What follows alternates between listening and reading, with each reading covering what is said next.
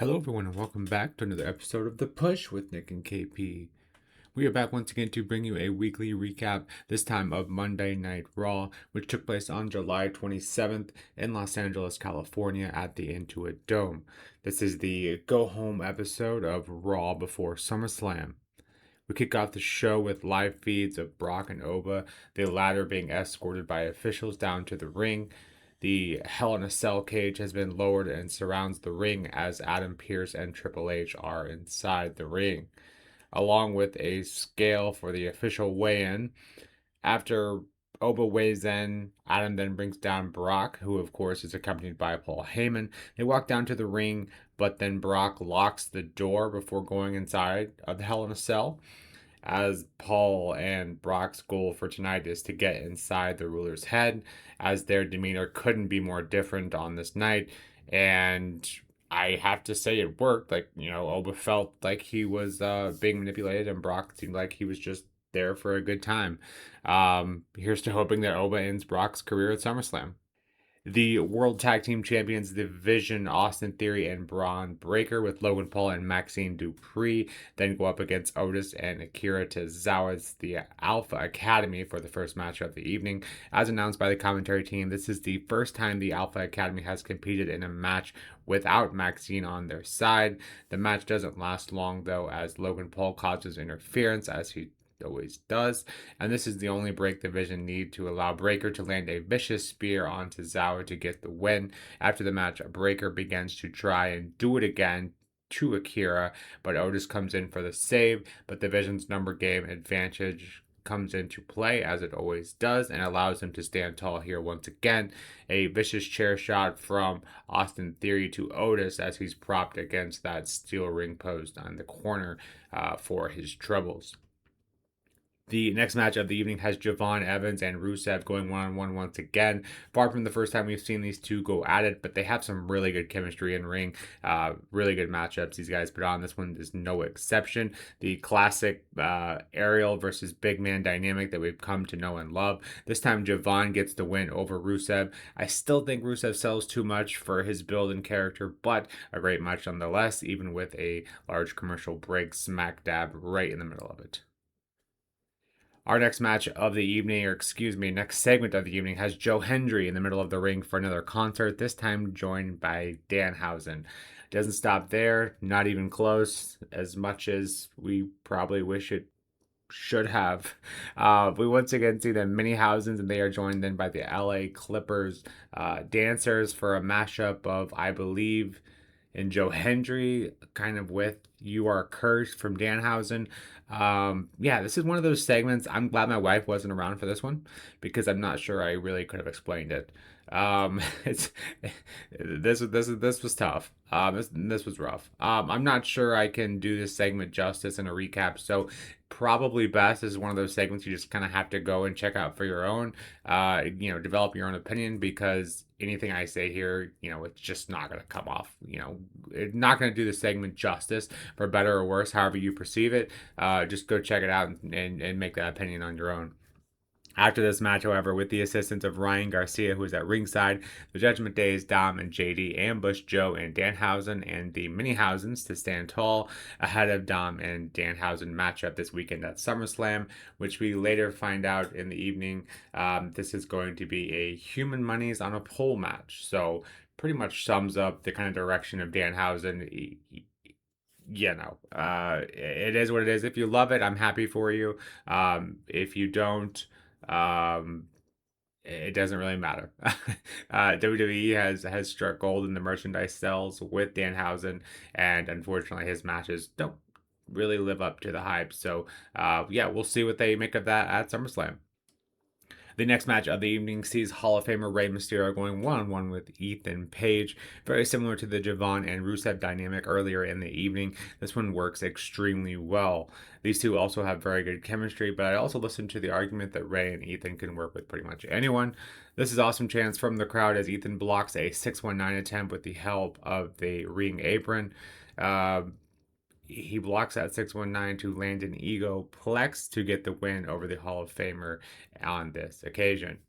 Our next segment of the evening has Jimmy and Jey Uso making their way to the ring with a warning shot and a couple of yeets.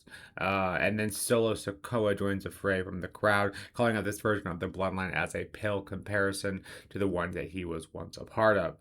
LA Knight then joins the talk as well as a little trash talk. Before the talking isn't quite enough, a brawl ensues, then joins Jacob Fatu, and you guessed it, Royce Keys. Stare downs are had and fists are thrown in a little preview of what we should expect this weekend at SummerSlam in a 6-man tag match. The next match of the evening has Sol Ruca defending her Women's Intercontinental Championship against the Judgment Day's own Raquel Rodriguez. This match might remind you of the Lyra and Bayley match we had not long ago at Saturday Night's main event. Raquel got a pretty busted open nose here, but props to Raquel because outside of Carr checking in on her a couple of times and wiping her nose at one point as well, the awkwardness felt in that Lyra Bayley match were almost non-existent. Towards the end of this match, however, we see Roxanne and Perez, Liv Morgan come down to the ring. I feel like we've seen this 1,000 times. Io Sky also comes down and try to even the odds. Really felt like I was having deja vu at this point. And I'll be damned if I wasn't getting really annoyed at this point because we've seen this story so many times and you could possibly count. Raquel always comes up short because of her faction costing her to some extent, but not today. This time, Io hits Liv with a brutal-looking bullet train attack against the steel ring post. While this is happening, Sol goes for a soul snatcher, but is derailed by Roxy on the other side of the ring. The Judgment Day are all finally on the same page as Raquel takes advantage of this, hits a Tejada bomb to get the win, and new Women's Intercontinental Champion Raquel Rodriguez.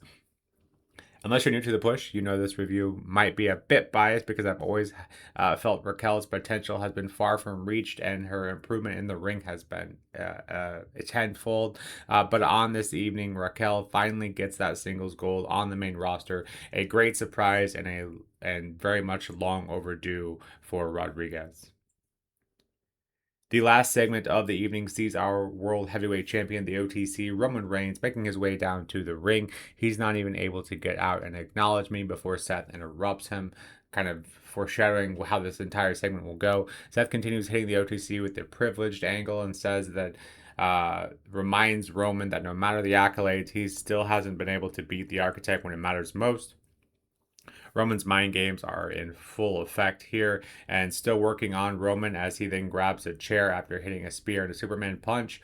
But then Roman ends up getting his own head stomped into it for his troubles. Rollins stands tall here to end the show. Overall, this Raw was it was all over the place, honestly. That Hendry Danhausen segment was something you just have to see to believe.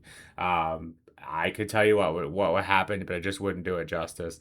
A few good matches in here, and that of Javon and Rusev and Ray and Ethan Page. Then the Women's Intercontinental Championship match I thought was great as well. Maybe a bit biased there, I don't know. But we got a new well-deserving champion out of it, in that of Raquel Rodriguez.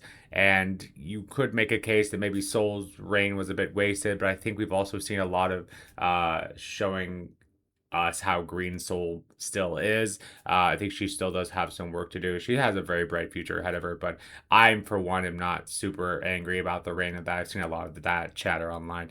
But the other stuff here felt very go-homey, as I tend to, they tend to happen on the main roster. Lots of reminders of feuds and matches this weekend, but very little next to, anything really that really kind of changed the momentum going into SummerSlam. So for me, this one gets a 6 out of 10. Honestly, you know what? Make it a 5.5 out of 10. They felt like they were kind of just going through the motions here. Outside of those few good matches I mentioned, it just really doesn't feel like we're coming up to SummerSlam. So unfortunately, more of the same here, and it feels like both shows on the main roster can never be the good at the same time. For me, it feels like Raw is really struggling now, whereas SmackDown by no means is perfect, but it feels like it's at least has a purpose to each show, whereas Raw just kind of feels like we're going through the motions. But sorry to get a bit negative there. We have lots of wrestling to get into this week.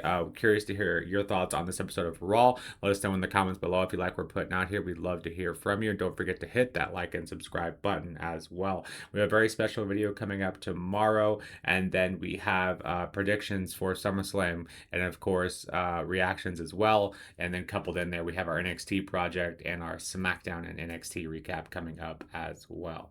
But until next time, this has been The Push with Nick and KP. We'll see you soon. Take care.